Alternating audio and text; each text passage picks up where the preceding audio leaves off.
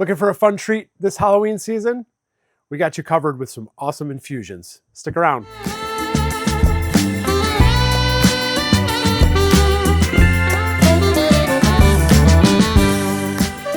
Hi, I'm Tim from Elma Wine and Liquor. Today we are making our own infused alcohol with various Halloween-inspired themes, just to get you ready for the fall Halloween party season. These are adult treats, not for the kiddos. So, first thing we are going to go with is a tequila infused with hot tamales. You may have noticed there are more pepper, spicy tequilas on the market lately. We decided it would be fun to make our own with some hot tamales. You are obviously welcome to take the shortcut and go buy some Ghost tequila or some other product like that, but we thought it was a little more fun to make our own, as we've done in the past with other things. So I'm going to take a couple tamales and set it back over there, and I'm going to take some tequila. You can really use any kind of tequila you want. I just happen to have this open, so that's what I'm going to go with, and fill it up a little bit. Obviously, you could do more tamales, more tequila, fill up the whole jar. I'm going to go ahead and give that a little shake to start it out. Already see some of that pink color coming off almost immediately. So we have that one. Next up, we are going to go with a salted caramel whiskey with milk chocolate. Give that kind of salted caramel chocolate flavor. I personally love a salted caramel chocolate bar.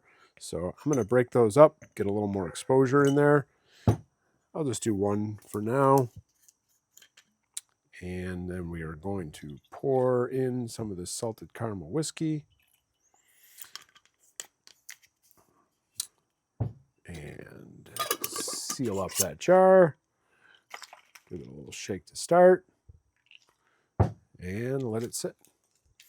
Last up, we have Halloween classic candy corn with some vodka.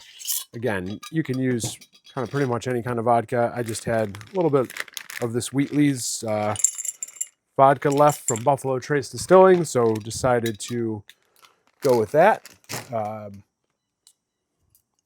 just kill that bottle. Perfect.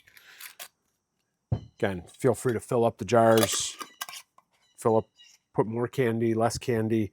I think that's probably a little bit light on the vodka for that much candy corn, but feel free to play with the ratios. You can also always add more vodka in later. Give that a little shake. You can already see some of that color and hue coming out. And then we will give it a few days. I usually recommend kind of shaking them every day, at least a couple times a day if you can. It just helps get those sugars and flavors mixing around as much as possible. So we'll check back in a couple days. And we're back. These have been sitting for a couple days each. As you can see, the candy in the hot tamales tequila is completely gone. Chocolate is gone. Candy corns are gone. Fully dissolved. I will just point out before I start tasting through them to see how they are. You can see this separation here in the chocolate.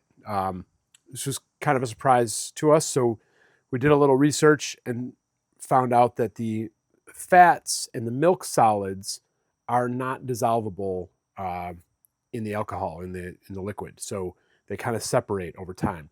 We did actually already put this through a coffee filter once, but there are still some of those milk solids remaining in there. So I will shake that up before I try it. I think I'm going to start with the candy corns and vodka. And yeah, those are completely gone, completely evaporated. Has a nice orange color to it.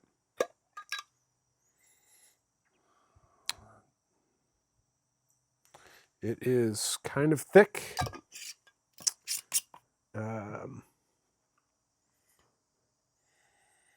smells sweet, but still, I can still smell that vodka over it, over the sweetness.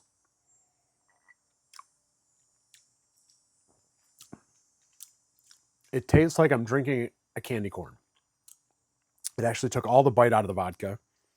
It is thick and viscous like sugar. Yeah, it's essentially like drinking a candy corn. That could be dangerous, especially if you mix it in a cocktail or just serve it on ice. It could knock somebody out pretty quick. That would go down way too fast and way too easy. Next up, I think I'm going to go to the Hot Tamale Tequila. So, like I said, spicy tequilas have been a trend lately. Spicy margs, all that kind of stuff. Whew. Still got a good nose of tequila on that. That peppery, like black pepper from the tequila is still definitely prevalent there. But I also smell a little sweetness.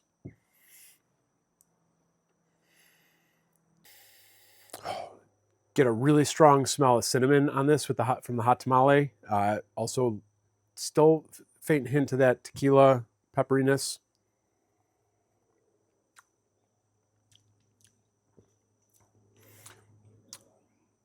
Liquid hot tamales is the best way to describe that, with a tequila aftertaste, which is very nice. Like you get that cinnamon spice pepper note up front with the sugar, and then a hint of like black pepper on the finish.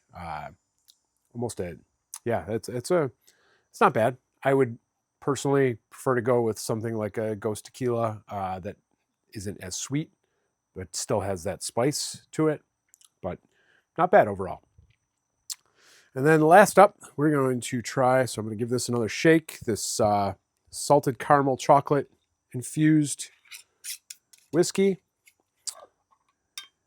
And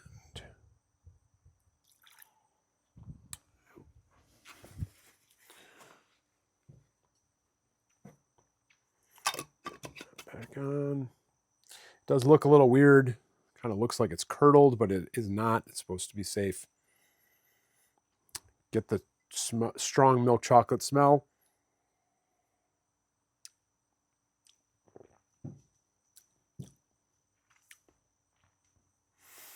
That one's not quite as good. Get the chocolate flavors.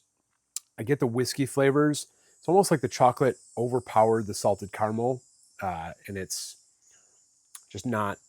So it kind of covered up that salted caramel. I get a little bit of a bitter finish on the whiskey. Not my favorite, but not bad. Worth a try at home if you want to try. Maybe go a little bit heavier on the whiskey, a little bit lighter on the chocolate. Maybe that'll make a difference. So those are our 3 Halloween fun infusion ideas for you. We will do another video on some cocktail recipes with these, so make sure you check that out coming up soon. Thanks for sticking with us. Let us know what other products you want to see infused with what types of alcohol, and we'll give it a try. Talk to you soon. Cheers.